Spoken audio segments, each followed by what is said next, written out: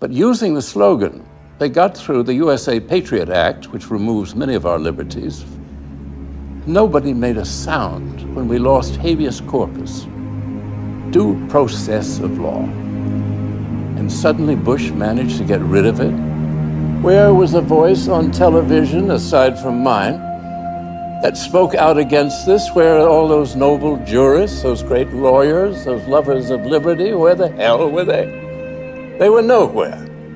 Now we have a totalitarian government. And the totalitarian government wants to watch everybody, total surveillance of everyone. They listen to the telephone conversations. They look at your credit cards. They look where you travel. We are totally policed. This is contrary to everything in our Constitution. A 2010 Pentagon directive details what critics say is a policy that envisions the Obama administration's potential use of military force against Americans. The directive has non-controversial provisions on support to civilian fire, emergency services, and domestic use of the Army Corps of Engineers. But the Washington Times reports that the troubling aspect of the directive is that it outlines the presidential authority for the use of military arms and forces, including drones, in operations of domestic unrest.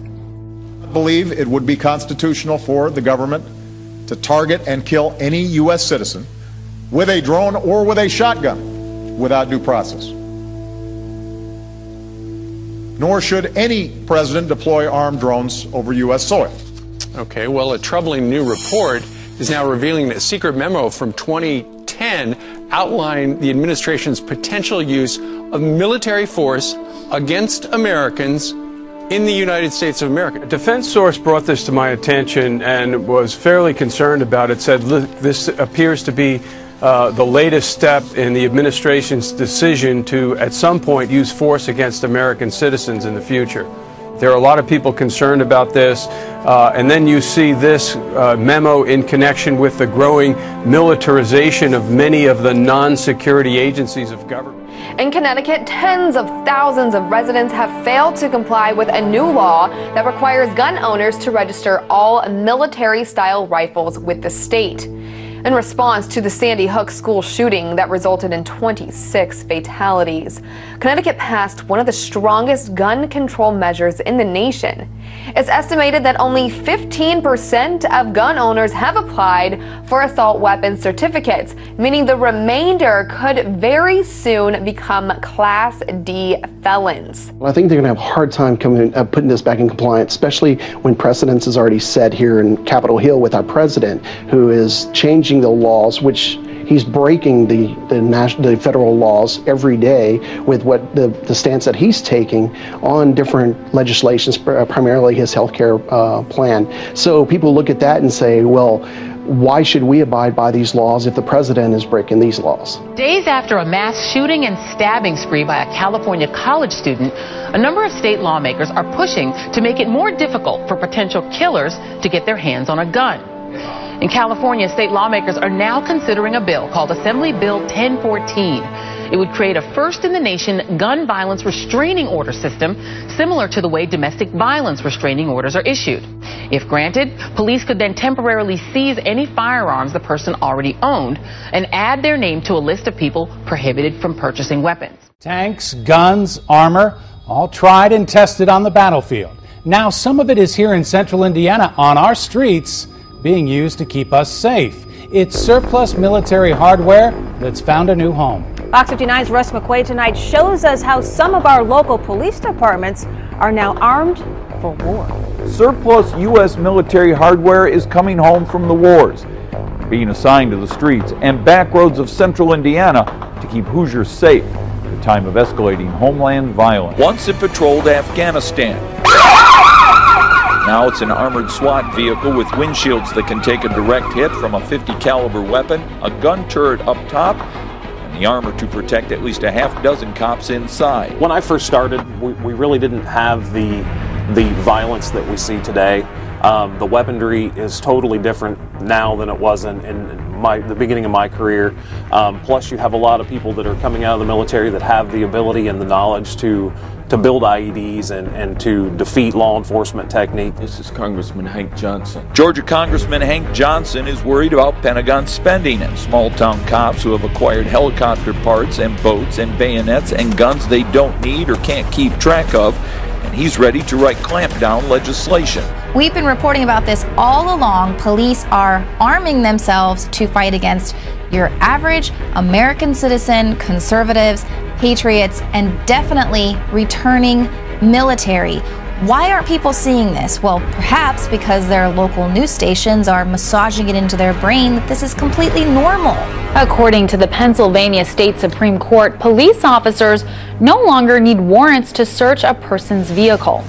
The Pennsylvania Supreme Court ruled 4-2 that police officers can search a vehicle without a warrant. Critics say the ruling gives too much power to police and will infringe on citizens' privacy.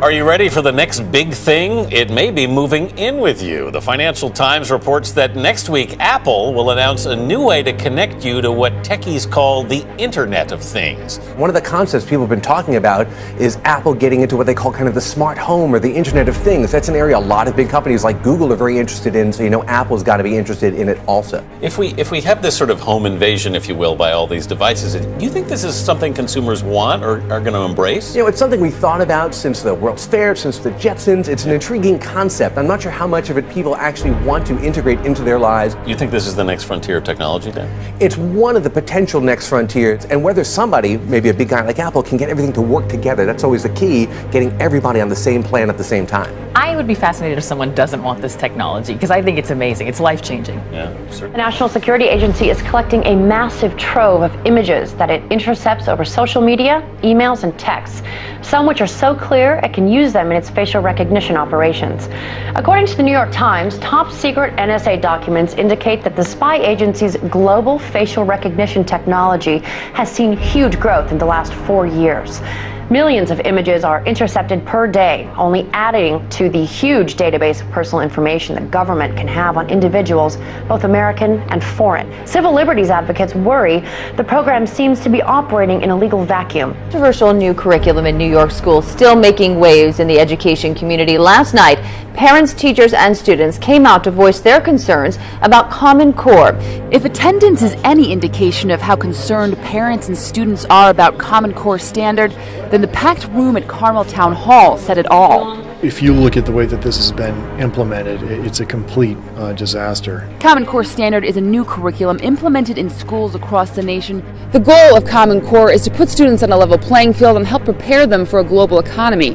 However, many teachers and students say it creates a factory-like environment that stifles individual learning and puts pressure on educators to only teach to the test. And we're creating unneeded anxiety and really using our kids as guinea pigs in a failed experiment. We really need to put the brakes on Common Core. It was the testimony from the kids that had the biggest impact. I love to be creative and express myself, and they're not letting us do this. It's kind of just the same thing over and over again. Well, New York received $700 million from the federal government in exchange for accepting Common Core. 45 states, including New York, have implemented the curriculum in their schools.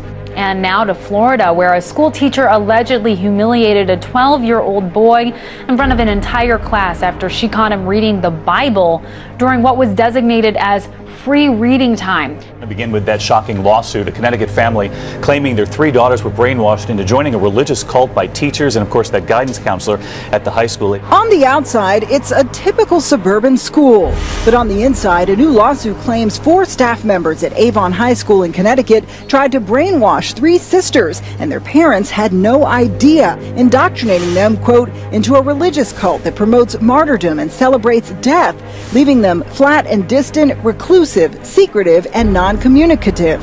Adding, they began speaking in a bizarre new language and cut off all of their communications with the family. This case strikes at the heart of the First Amendment. It's absurd. Why don't you have me arrested? Why don't we do that as a civics lesson? A nice First Amendment lesson, right? It's absurd, but everybody's playing around about what the content of this is. Nobody's talking about censoring the book. Nobody's talking about banning the book or burning the book or anything. Would you please be respectful of the other people? Like you're respectful of my daughter, right, and my children. That you had that you put this book out with the notice. Why don't we read the notice that was put out? Why do we ask? Would anyone else like to speak?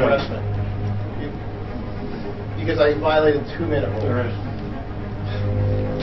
Would anyone else like to be recognized? There's somebody in the back. This is ridiculous. My name is Gail Brunt. I'm sorry. Gail Brunt. Thank you. Can you Yeah, take I'll your go address, please? Whitehurst.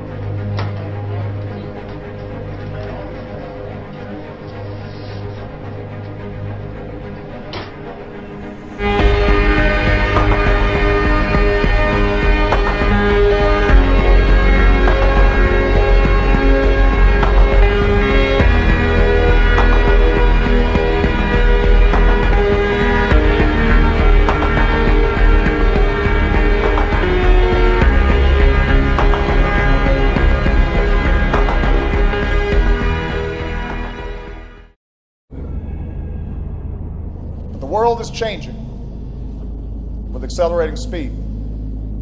This presents opportunity, but also new dangers. It will be your generation's task to respond to this new world. Where we face new challenges. This is the world you are graduating into.